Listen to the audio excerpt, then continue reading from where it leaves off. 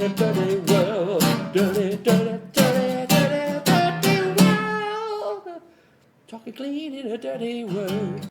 Good morning, everyone. So we're here at Talking Clean in a Dirty World, and we have a podcast channel that we drop a lot of different podcasts. We're actually in season 7 right now. And last week, Rocky came on for the first time and had some interesting things to say about, bidding contracts and running a business. So I want to play you a little bit of a clip from the podcast, and then gentlemen will see if we can talk about this. So let me hit the right buttons here and see if we can get Rocky to talk to us. To help them have a growing and more profitable business. And that's the word you were referring to, right? Profit. And, profit is not a bad word. Without profit, you don't get to stay in business. Without cash flow, you really are in trouble. And that's a big part of what we work on for business owners, is helping them to have clean books so they know what's going on in their business and they've got good cash flow. And because of that, then they get to enjoy the fruits of their labor. They get to enjoy running their business. And it's a lot more fun when you've got excess cash. Well, so there's a lot more to the podcast, obviously, folks, but I just kind of wanted to bring Rocky on here for a moment. We were talking bidding contracts and profitability. He's got some unique takes on that. Gentlemen, did you guys have a chance to look at any of that over the last week since it came out? But Rocky's right on, right? You got to be profitable to stay in business. So, it's great to hear it, and it's a good message. It's great for BSCs, I would think, for them to hear it, other janitor supply houses to hear it, all that kind of stuff. Anybody running any type of business, it's a good message. Clean books, it's a good deal. I was thinking about that also. I think the profitability side of things right now is where the winners will win and losers will become abundant. Because in this type of scenario, business-wise, if you are not profitable, you're not going to survive. Look at banks. Banks are failing because they can't. They're losing. They're so unprofitable right from the get start of what. They're making bad decisions and bad choices, and that goes all the way down to anybody in business. I mean, even the littlest decision you make can hurt your bottom line. But in the past, we've always seen people just cutting prices to do different projects. I think that's got to go away. A project has to be worth whatever the project's worth, and if you have to be, like we've always said, in any scenario business-wise, you got to be able to walk away. The art of the deal, Donald Trump used to say it. Art of the deal is be able to say, I'm out of here. Because when you walk away, whoever walks away first usually wins. If you don't get the business, you win because you're not taking on a business that you're going to lose money at. People want me today. Sorry. Don, that's exactly something I talk about in the bidding classes. Not every contractor has to take every job just because the opportunity came up. That was one of the things that Rocky and I talked about.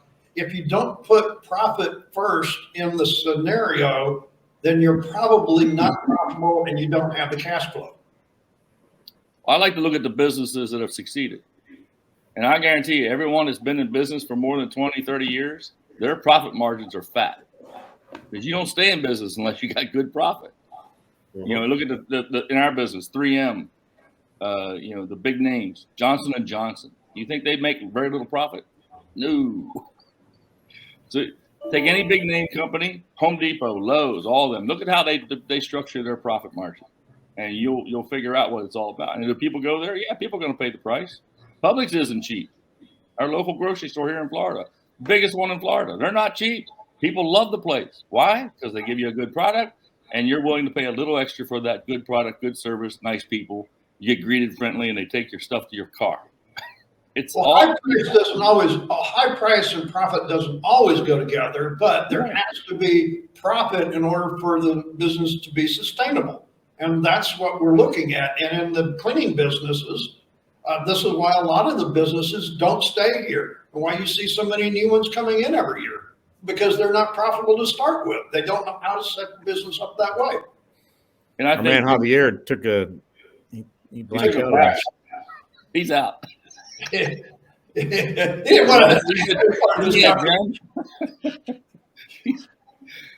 yeah, I think the BSCs especially have to look at that because I mean, look how many BSCs always want to. They just take a job just to get started, and they'll do whatever at whatever price. And eventually, if they're smart, they have to get to a point where they go, I can't accept this job. And you got to walk away. Let somebody else do it cheaper because invariably the customer's going to get mad at the products that they've just bought. The service they've just purchased is not going to live up to their standards. So eventually, that contract gets lost, and somebody else comes along and does it right, and it costs more.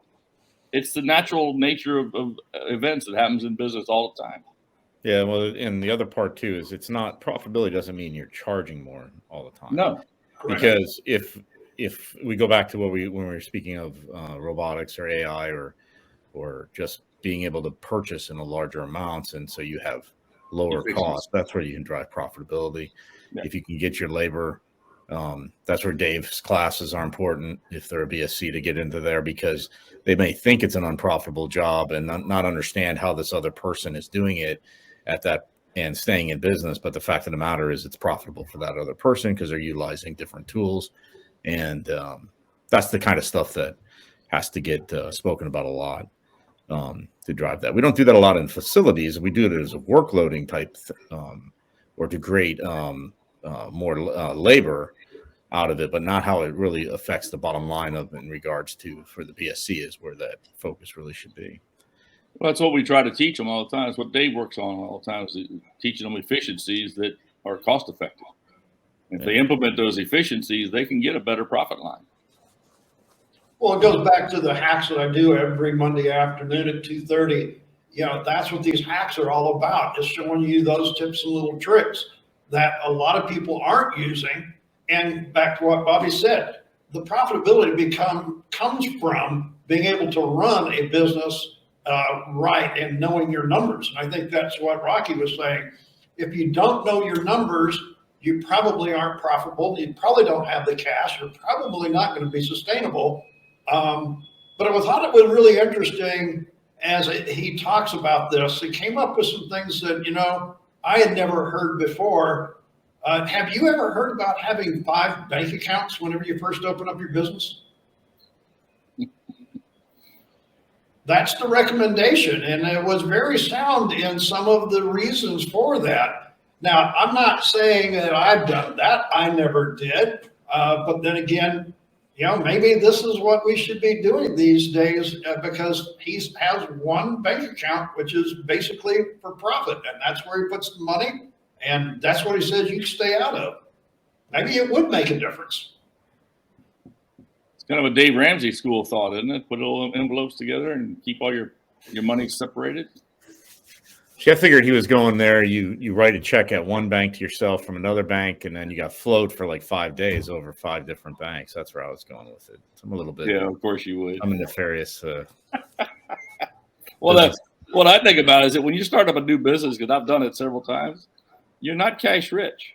So putting money in banks, take some money to start up the account. And then if you have to write a big check and you got to pull money from 4 different accounts, that looks a little funny to your suppliers.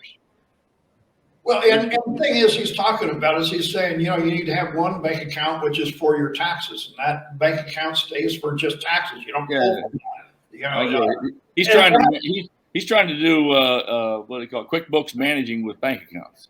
It's a matter of putting the money in a budget line items and then staying away from those line items. That's all. There's disciplines that have to be taken there, and majority of folks that start businesses never learn those disciplines. They learn. I think, Don, you hit it right on the head. That's what he's basically talking about. We have to discipline ourselves as contractors to actually start our business that way. Whether you continue it that way long term, I haven't gotten into that with him. But, we're talking about how does a new cleaning operation actually get started and be profitable in the first year. He said that's not something that you should have to wait for 3 years for. Well, I think a lot of them just they live on sweat equity. They think if they can do it all themselves, they can make a lot of money, and they're not having to spend a lot of money. They're not hiring a lot of folks. They hire their friends, their family when they need them, and that's how most of them get started. Essentially, unless they've got enough, a fat cow cash count, they can go hire folks. It's pretty much mom and pop, the husband and wife start out as a team. They might have some kids. They throw them in there as well, and off they go in the cleaning business. Or they got some friends that get together. Yeah, so let's do some cleaning. It's very groundswell type of business. Well, I was really hoping we'd have Javier with us, but he lost his connection because I thought he might have something to say about this as a. Oh, Javier, what are you doing, man? Javier, get your. Well, that's the internet technology for you folks, and we lost him. So, any parting words as we close out this session, guys? Cleaning festival. Cleaning festival. Go to Bobby's. Say it, Bobby. Cleaningfestival.com. It's not my cleaning festival. It's all of ours, but it's cleaningfestival.com. It's right there. Right there. Maybe we'll see you in Ocala, folks. That is April the 6th. It's free to attend. Cleaningfestival.com. I got it right that time, Bobby. There you go.